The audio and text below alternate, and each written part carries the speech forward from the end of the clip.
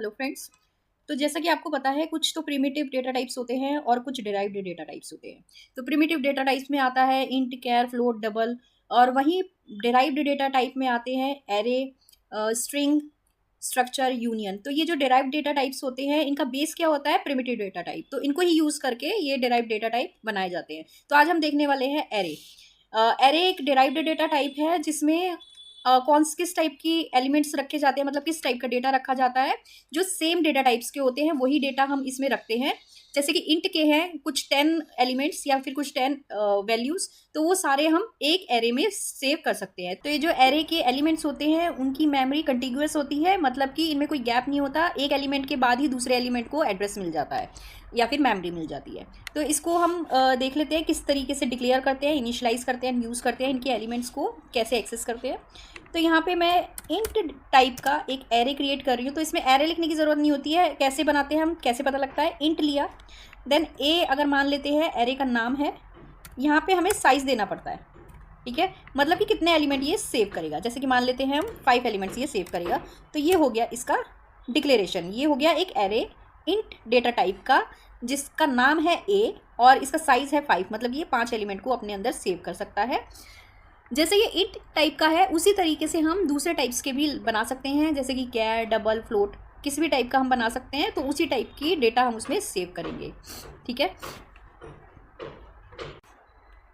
तो हम ये इस टाइप से भी डिक्लेयर कर सकते हैं। और हमें अगर डेटा इसका यहीं पे इनिशलाइज करना है, इसको अगर यहीं पे इनिशलाइज करना है तो ये हटा सकते हैं हम, और यहाँ पे यहीं पे हम इसका डेटा दे सकते हैं।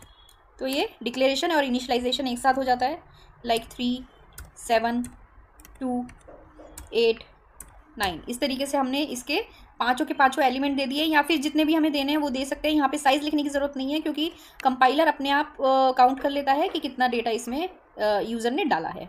अब इसके जो एलिमेंट्स होते हैं उनका इंडेक्स, मतलब कि वो कौन से नंबर पर आते हैं, वो 0 से स्टार्ट होता है। मतलब ये 3, ये जो फर्स्ट एलिमेंट है उसका इंडेक्स होगा 0, इसका होगा 7 का होगा 1, 2 का होगा 2, 8 का होगा 3 और 9 का होगा 4। तो 0 से 4 तक जाएंगे। अगर 5 एलिमेंट हो तो 0 से 4 तक जाएंगे, 6 है तो 0 से 5 तक जाएंगे, मतलब एक कम कर देंगे साइज में, वहाँ तक जाएंगे क्योंकि 0 से स्टार्ट हो रहा है। ठीक है, तो अभी हम क्या करते हैं, एक फॉर लूप स्टार्ट करते हैं। इसमें एक वेरिएबल ले लेते हैं आई। इस आई को हम कहाँ तक रन करवाएंगे? जैसे ये 5 एलिमेंट्स हैं तो 5 तक, लेस देन 5 तक इसको रन करवाएंगे।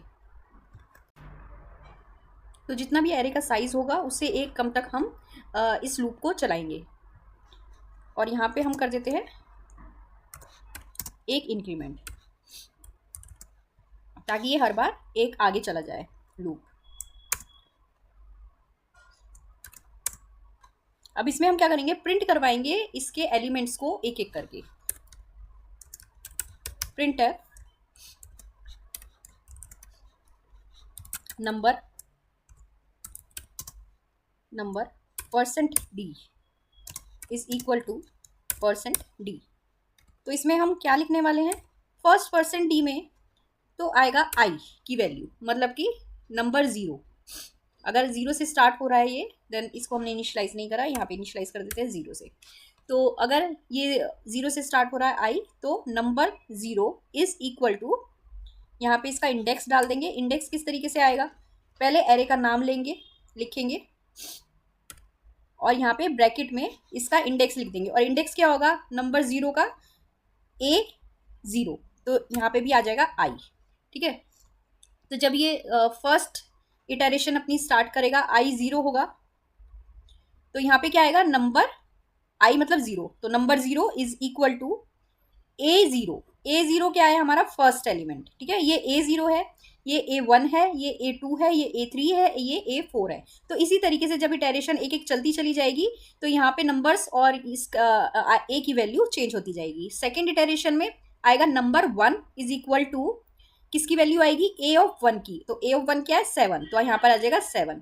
इस तरीके से आगे चलेगा तो क्या आएगा, number 2 is equal to A of 2। तो A ऑफ 2 हमारा क्या है, 2।